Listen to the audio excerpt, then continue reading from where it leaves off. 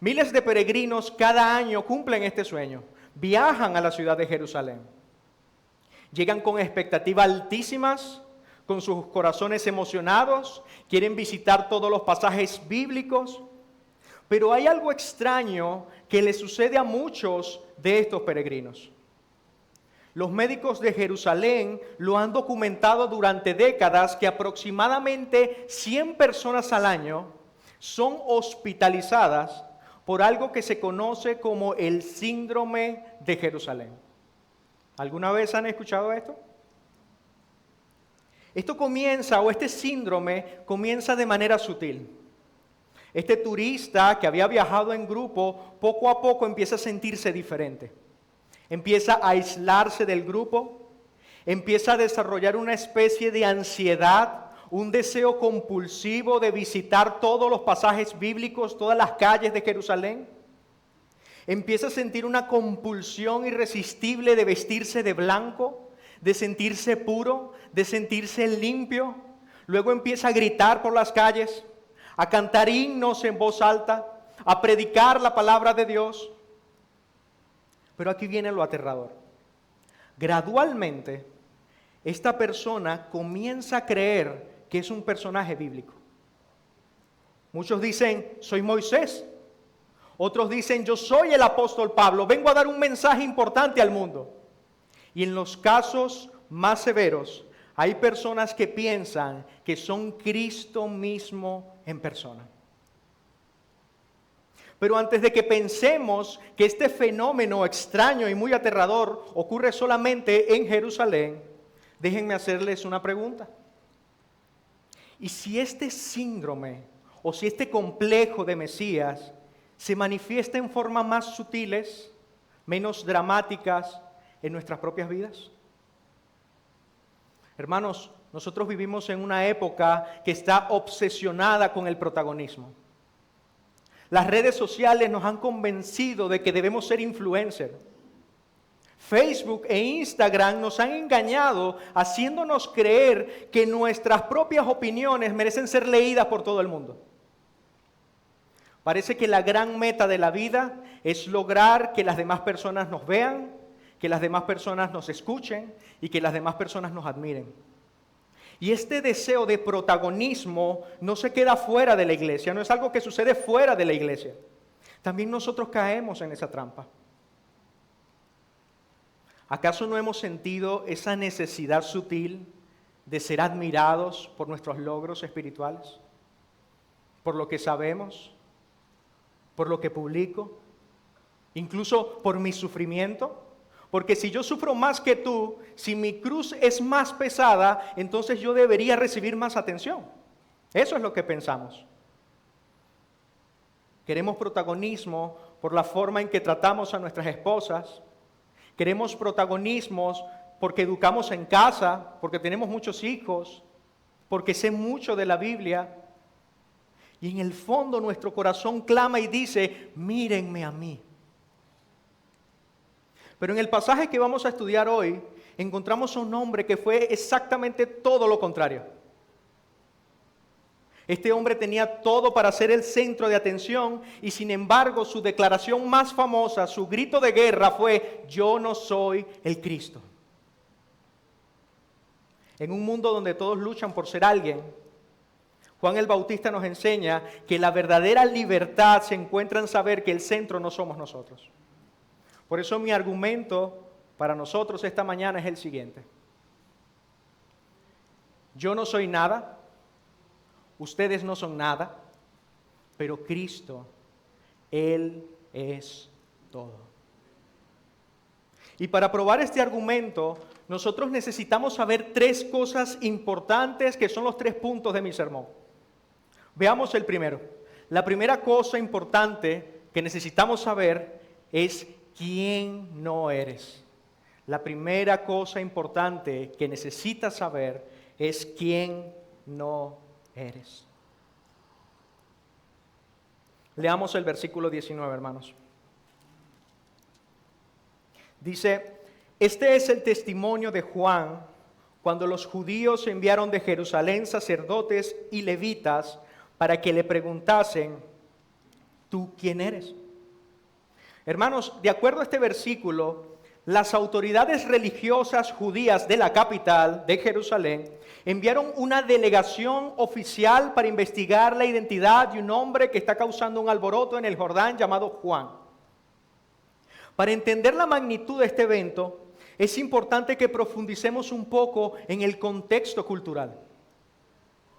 Estos judíos que enviaron esta delegación no eran judíos comunes, no eran el pueblo común, sino que de acuerdo al contexto eran los líderes religiosos de la época, algo que se llamaba el Sanedrín. El Sanedrín era como la corte suprema judía, estaba compuesto por 70 hombres liderados por un sumo sacerdote, y la función del Sanedrín era administrar justicia, era interpretar la ley de Moisés, era gobernar el pueblo, pero también la función del Sanedrín era evaluar y juzgar cualquier figura pública que surgiera, ya sea rey, ya sea sacerdote o ya sea profeta. El trabajo de estos líderes era examinar a todos los posibles mesías o todos los posibles profetas que surgieran en Israel. Así que imaginen la escena. A este Sanedrín le llegan unas noticias de que cientos de personas están abandonando las ciudades y están yendo al desierto junto al río Jordán para encontrarse con un hombre llamado Juan y ser bautizados por él. Y lo más curioso de todo, para agregarle más suspenso, es que el río que eligió Juan el Bautista para bautizar, el río Jordán, es el mismo río donde siglos atrás el profeta Elías lo partió en dos con su mano para cruzar por él. Esto añade sospechas, esto añade expectativas, y por eso el Sanedrín envió una delegación de judíos para saber qué estaba pasando y quién era este hombre. De acuerdo al versículo que leímos, hermanos, estos delegados llegan donde Juan con una pregunta directa. Ellos le preguntan y le dicen, ¿tú quién eres? ¿Tú quién eres? Y Juan también le responde directamente y les dice, yo no soy el Cristo. Dice el versículo 20, confesó y no negó, sino confesó y dijo, yo no soy el Cristo. Hermanos, cuando Juan el Bautista rechazó ese título, él está reconociendo que solamente hay uno que puede ser el Cristo, y no es él. En una cultura y en un contexto judío donde los falsos cristos abundaban y donde Israel estaba gobernada por el Imperio Romano, todo el pueblo necesitaba un Mesías. Todo el mundo estaba esperando que se apareciera el Cristo. Pero Juan toma una actitud humilde y él mismo disminuye su propia importancia y él dice, yo no soy el Cristo. Yo no soy el Cristo. En el versículo 21, los delegados le preguntan, ¿qué pues? ¿Eres tú Elías? Y él dijo, no soy. Hermanos, ¿alguien sabe cuál es el último libro del Antiguo Testamento? ¡Ay! Profeta Malaquías. El libro del profeta Malaquías. En este último libro del Antiguo Testamento, en el profeta Malaquías, específicamente en el capítulo 4, Dios habla de cómo Él va a traer el grande y terrible día del Señor. Hay una profecía donde dice que va a venir el gran y terrible día del Señor. Y antes de que llegue ese gran y terrible día, Dios iba a enviar a Elías el profeta para preparar el camino para el Señor. Los judíos entonces pensaban que así como Elías ascendió y fue llevado al cielo por un carro de fuego, él iba a descender literalmente en carne y hueso para preparar el camino del Señor. Entonces dijeron, si tú, Juan, no eres el Cristo, ¿eres tú Elías? Y Juan respondió, no lo soy. Verso 21. En su parte B dice, ¿eres tú el profeta? Y respondió, no. Hermanos, desde el profeta Malaquías hasta el tiempo de Juan el Bautista, habían pasado aproximadamente 400 años donde Dios se mantuvo en silencio. 400 años donde no había palabra de Dios, no había profeta de Dios, no había revelación de Dios. Entonces estos delegados piensan y dicen, bueno, si este hombre no es el Cristo, si este hombre no es Elías, ¿será el profeta? Y en su mente venía el pasaje de Deuteronomio 18, cuando Dios prometió que iba a enviar a un profeta como Moisés para anunciar al Señor. Y por tercera vez, cuando le hacen esta pregunta, Juan responde, no lo soy. ¿Eres el Cristo? No. ¿Eres tú Elías? No. ¿Eres tú el profeta? No. Piensen en las credenciales que Juan tenía. Según el Evangelio de Lucas, Juan el Bautista era descendiente de sacerdotes. También tenía un ministerio poderoso. Él bautizaba a las personas, las multitudes lo seguían hasta el desierto. Hasta el mismísimo rey Herodes respetaba a Juan el Bautista. La tentación humana natural que podía tener Juan era aprovechar estas preguntas para inflarse, para presentarse como el Mesías, para presentarse como el protagonista de esta historia. Pero Juan no era así. Juan disminuye su importancia. ¿Por qué? ¿Por qué Juan no toma el protagonismo? Hermanos, Juan sabía que solamente había una sola persona que merecía toda nuestra atención y él no era esa persona. De hecho, tiempo después, el propio Jesús se refiere a Juan el Bautista como entre los nacidos de mujer no hay mayor que él. ¿Por qué? ¿Por su carisma? ¿Por su popularidad? No. Porque Juan el Bautista no se olvidaba nunca, en todo momento tenía presente quién era el protagonista de la historia y quién no era él. Su lema, el lema de vida de Juan el Bautista era, es necesario que yo mengüe para que él crezca. Yo no soy el Cristo. Esta es la primera y más liberadora verdad que nosotros los creyentes debemos saber el día de hoy.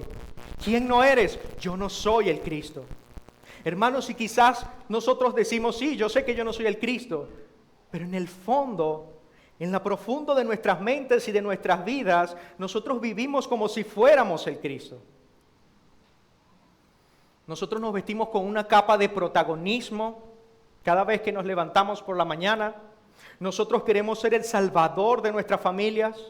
Nosotros queremos ser el que tiene el control en el trabajo, el que resuelve todos los problemas, el que nunca se equivoca. Nos cargamos con las expectativas de ser omnicompetentes,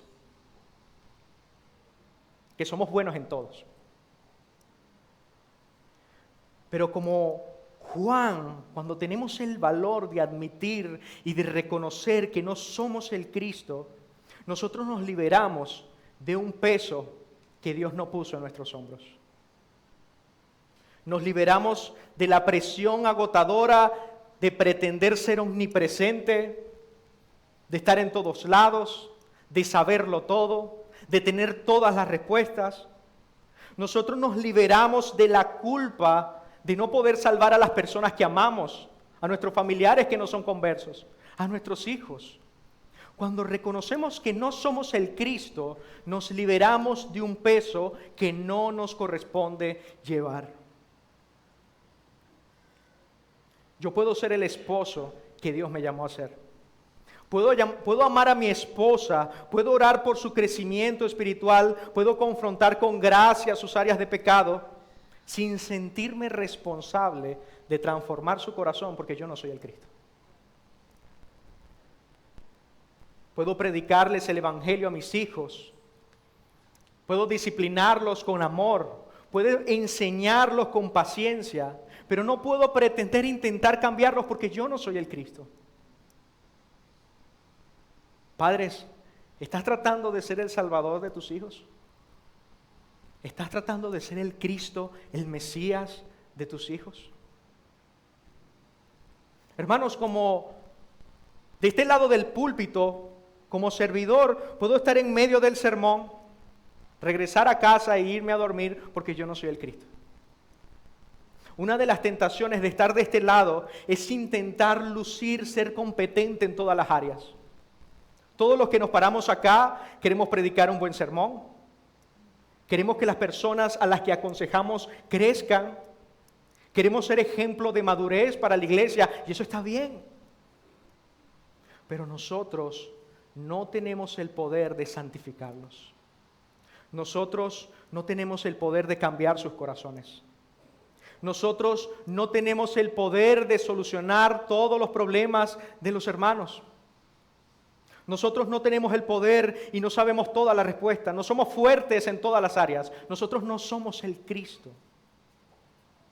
Iglesia, tus pastores no son el Cristo. Tus diáconos no son el Cristo.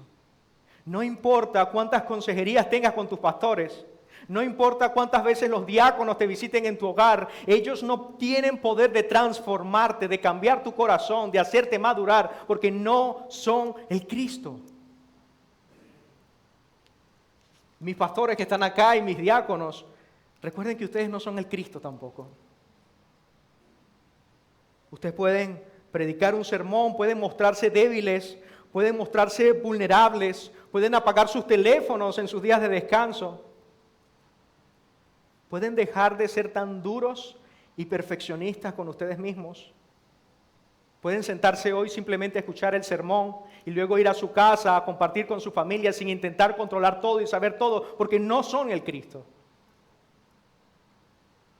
Hermanos, como Juan el Bautista, todos los que estamos en este lugar necesitamos recordarnos esta verdad constantemente. Yo no soy el Cristo. Y reconocer esto no significa que estamos derrotados.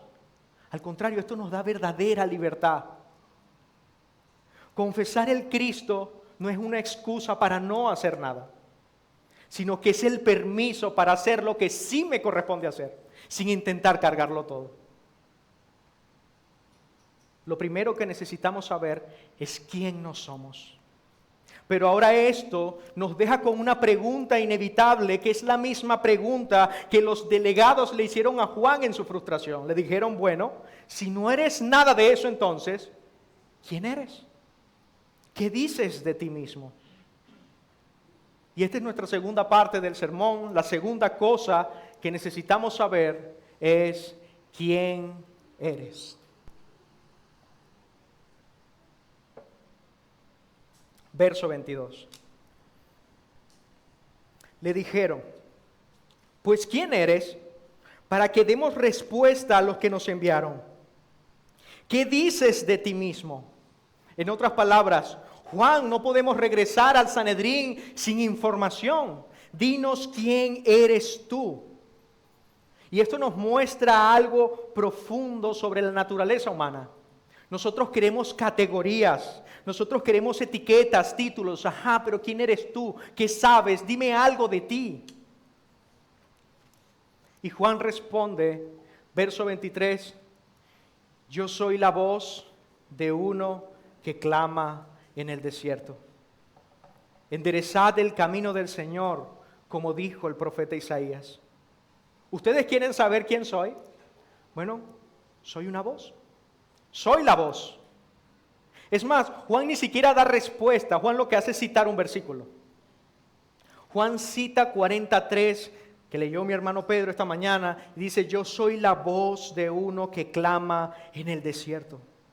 Enderezad el camino del Señor, como dijo el profeta Isaías. Él no sacó un currículo. Él no dijo, tú no sabes que yo soy el hombre del que están hablando, del Jordán, el líder del desierto. No, yo soy una voz. En medio del desierto, yo soy una voz. Y para que nosotros entendamos a qué se está refiriendo Juan, es importante que veamos el contexto de la profecía que cita Isaías. Al citar Isaías 40, Juan no simplemente está recitando un versículo, sino que él se está identificando como el cumplimiento de esa profecía. En Isaías 40 nosotros vemos que Dios manda un mensaje al pueblo de Israel. un anuncio de que Él vendría, de que Dios mismo vendría a consolar a su pueblo, de que Dios mismo vendría y los sacaría del exilio, los sacaría de la desolación, los sacaría del desierto y los llevaría a un lugar junto a Él. Y de acuerdo a esta profecía, la voz que clama en el desierto era el mensajero que se preparaba para anunciar la llegada del Rey. Juan está diciendo, Dios está a punto de traer en la historia y liberarnos de una manera poderosa y definitiva. Dios va a traer el mayor rescate, el éxodo de los éxodos, el gran final. Y yo soy el anunciador. Yo soy el mensajero que vine a traer este mensaje. Hermanos, esta actitud de Juan es asombrosa. Él era el elegido para anunciar personalmente al Mesías y sin embargo él no se jactaba de eso. Él no se jactaba de ser elegido por el Mesías para anunciar su llegada, sino que como dice el versículo 26, él dice, yo bautizo con agua, mas en medio de vosotros está uno quien vosotros no conoces. El que viene después de mí, yo no soy digno de desatar la correa de su calzado. Yo no soy digno de quitarle las sandalias. Y de acuerdo a la cultura, quitar las sandalias polvorientas de alguien era la tarea más baja, era la tarea más humillante, era la tarea que estaba reservada para el peor siervo. Y Juan dice, y yo soy menos que eso, porque ni siquiera soy digno de quitarle las sandalias al que viene después de mí. ¿Recuerdan el sermón, el argumento del principio? Yo no soy nada, ustedes no son nada, pero Cristo, Él es todo. Y Juan entendía esta verdad. Él era como la luna. La luna se puede mostrar impresionante, brillante, pero la luna no tiene luz propia. Lo que hace es reflejar la luz del sol. Y cuando sale el sol, la luna se oculta. Cuando venga el Mesías, cuando venga el Cristo, Juan está destinado a desaparecer y él acepta su destino con alegría. Él dice, no me miren a mí, mírenlo a él. Yo soy solo una voz que clama en medio del desierto. Hermanos, si nosotros hemos entendido que no somos el Cristo, ahora nosotros debemos abrazar nuestra verdadera identidad. Nosotros somos solo una voz que anuncia acerca de Él. Nosotros somos una voz que señala hacia Él.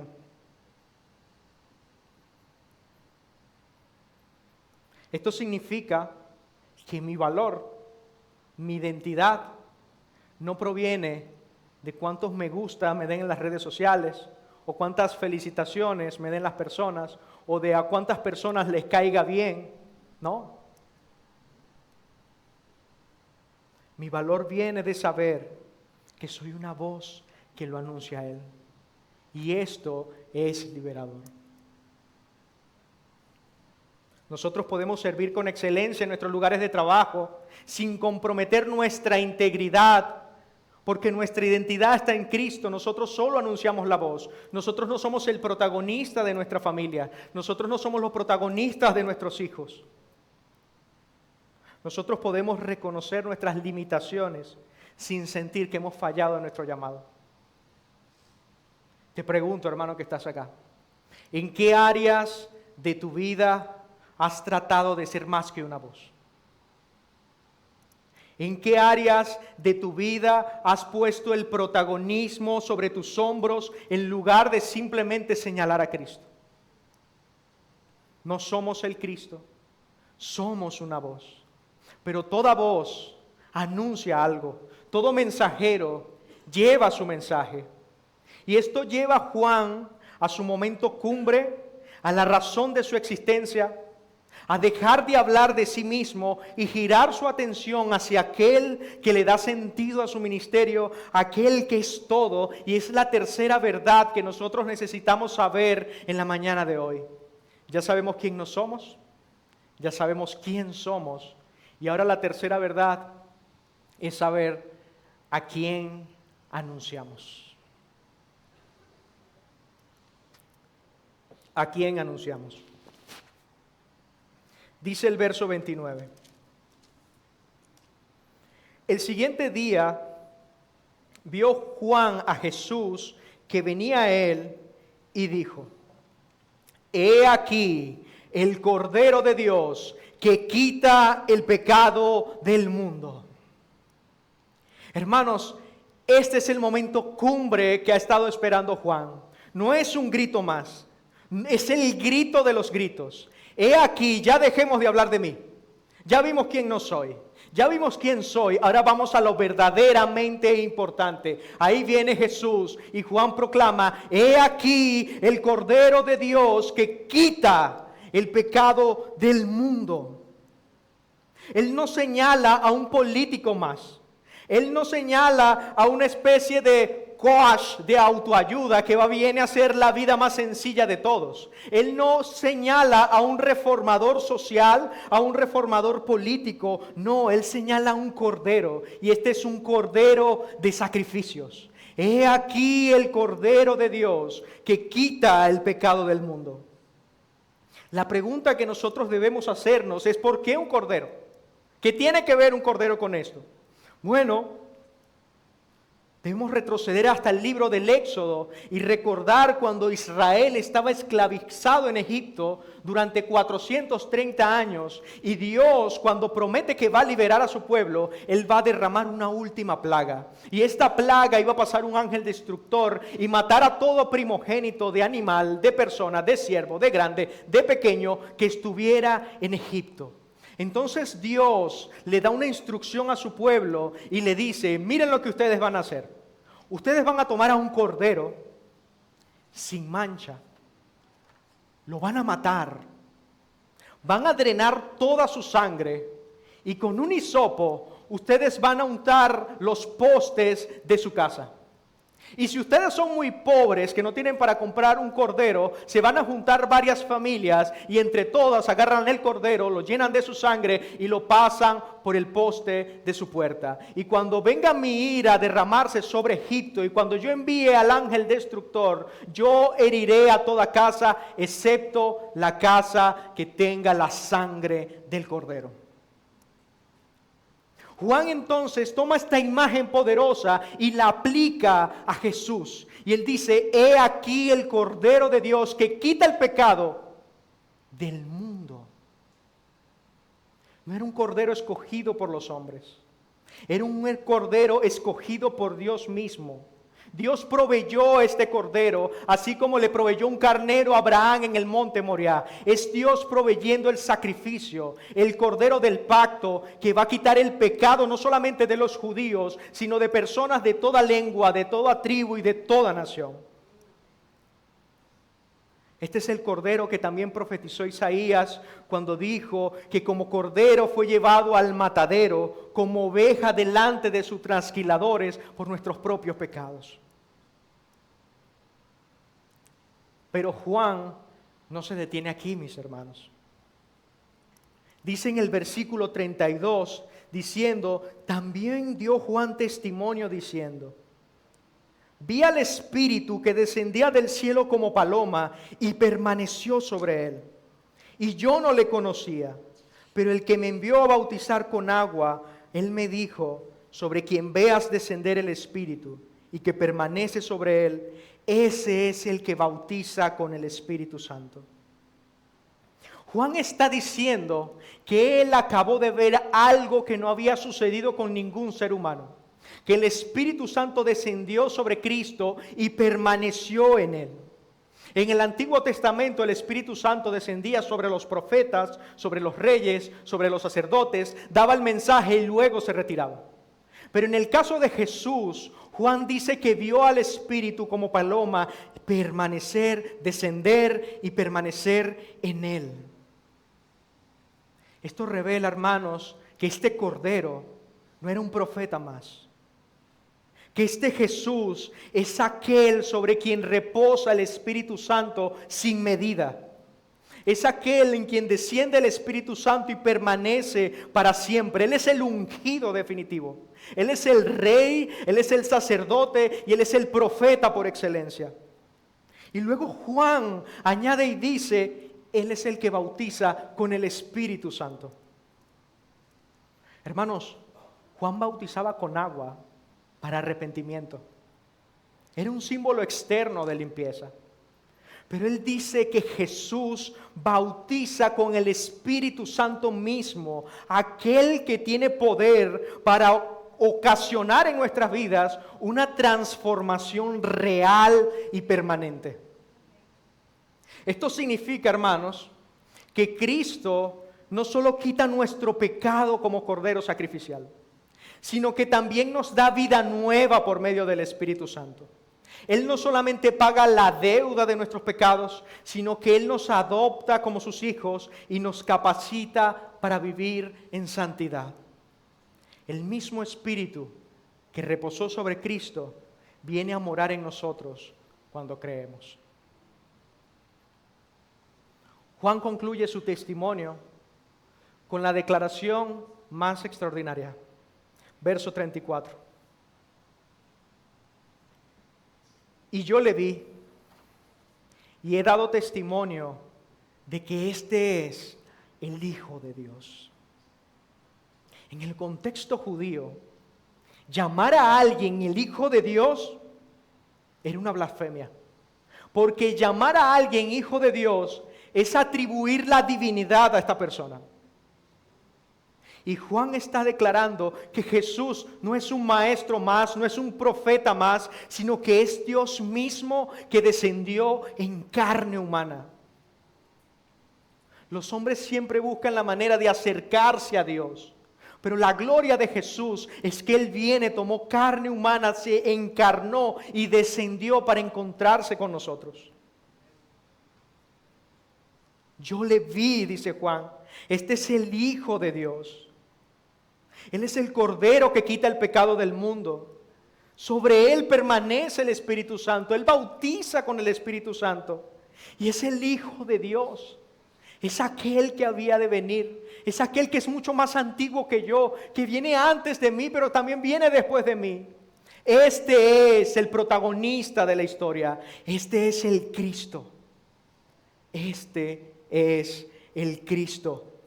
Este Jesús es suficiente. Él es el sacrificio perfecto. Él tiene la plenitud del Espíritu y es Dios mismo que viene a salvarnos, a consolarnos. Hermanos, entender esto debe transformar completamente nuestra vida cristiana. Cuando nosotros predicamos el Evangelio, nosotros no le ofrecemos al incrédulo simplemente que su vida va a mejorar. Nosotros señalamos al Cordero de Dios, al que bautiza al Espíritu Santo, al que puede transformar la vida de una persona. Nosotros no necesitamos pedir perdón por la exclusividad del Evangelio. Nosotros no estamos promocionando una religión, sino que estamos señalando a la única solución posible del hombre. La única. No existe más nada que el hombre pueda hacer para justificarse delante de Dios, para reconciliarse con Dios, sino señalar a este, el Cordero de Dios que quita el pecado del mundo, es el único que puede reconciliarte con Dios. Aquel que bautiza con el Espíritu Santo, es el que puede transformarte de muerte a vida. Este es el Hijo de Dios, aquel, como predicaba nuestro pastor en el Salmo 2, quien viene con vara de hierro y a quien le pertenecen todas las naciones. Cuando sufrimos, cuando pasamos por momentos difíciles en nuestra vida cristiana, nosotros no necesitamos darnos consejos vacíos. Nosotros necesitamos mirar al Cordero que fue inmolado, al varón de dolores, aquel que entiende nuestra debilidad, aquel que sufrió mucho más que nosotros, al Hijo de Dios que tiene poder sobre cada una de nuestras circunstancias. Cuando aconsejamos a otros, cuando ministramos a otros, cuando predicamos a otros, no dependemos de nuestra propia sabiduría ni de la psicología, simplemente señalamos al Cordero que perdona, al que da su espíritu y que transforma. Él es suficiente. Él es el Cristo. Y esta es la libertad final para cada uno de los creyentes que están acá. Nosotros simplemente somos voces. El poder no está en el mensajero. El poder no está en la elocuencia. El poder está en la gloria de Cristo a quien nosotros señalamos. Este es nuestro trabajo. No hablar de mí. Yo no soy nada. Yo soy solo una voz, pero señalo a aquel que es todo. Por lo tanto, el día de hoy, hermanos míos, quiero que contemplen al Cordero que fue inmolado por cada uno de nosotros. Y de esta manera podemos descansar. Yo no soy el Cristo. Puedo vivir mi vida cristiana con libertad. Yo no necesito impresionar a nadie. Cuando la tentación en mi corazón viene de agradar a los demás, de buscar la aprobación del hombre, debo recordarme vez tras vez que yo no soy el centro de la historia. Hay uno que es suficiente. Él es el protagonista y Él me amó y se entregó por mí. Él me llevará a su presencia hasta el final de los días. Por lo tanto, puedo descansar, luego de este sermón imperfecto, de que el Espíritu Santo va a hacer la obra para que ustedes miren a Cristo y disfruten de Él. Hermanos, Juan el Bautista nos ha acompañado por este camino. Hemos aprendido la libertad de reconocer quién no somos. Hemos visto la dignidad de abrazar quién somos. Y hemos visto la gloria de proclamar a quien señalamos. Así que quiero hacerles una pregunta. ¿Estamos viviendo con el síndrome de Jerusalén de manera sutil, tratando de ser el Salvador en mi pequeño mundo? ¿O estoy viviendo como Juan, contentándome con ser una voz que señala al verdadero Salvador? En un mundo lleno de voces que gritan, mírenme, seamos la voz que grita con claridad y con poder, he aquí el Cordero de Dios que quita el pecado del mundo. Porque la verdad que sostiene toda nuestra existencia es como lo decíamos en el argumento del principio. Yo no soy nada, ustedes no son nada, pero Cristo, Él es todo. Vamos a orar. Gracias, Señor, te damos por tu bendita palabra. Gracias, Señor, porque tú eres el centro de la historia y no nosotros mismos. Padre, te queremos pedir perdón cuando hemos olvidado quiénes somos, Señor. Muchas veces hemos tratado de vivir nuestra vida como si fuéramos tú, como si fuéramos el Cristo. Hemos tratado de cambiar a las personas, de controlar a las personas, de controlar nuestras situaciones, nuestras vidas, y hemos terminado frustrados. Hemos intentado incluso de cambiarnos a nosotros mismos y hemos terminado decepcionados, Señor. Padre, permite que tu Espíritu Santo afiance y arraigue esta verdad en nuestros corazones hoy. No somos el Cristo, Señor. Ayúdanos a recordar que somos una voz que te señala a ti, al único admirable y al único que vale la pena hablar, de nuestro Señor Jesucristo. Te pido, Señor, por las personas que están aquí hoy que no te conocen. Usa este sermón para que puedan mirarte a ti, venir a ti, a deleitarse, Señor, en tu presencia. Gracias te doy por la vida de mis hermanos. Guárdanos y permítenos recordar esta semana que nosotros no somos el Cristo. Esto te lo pido en tu nombre. Amén.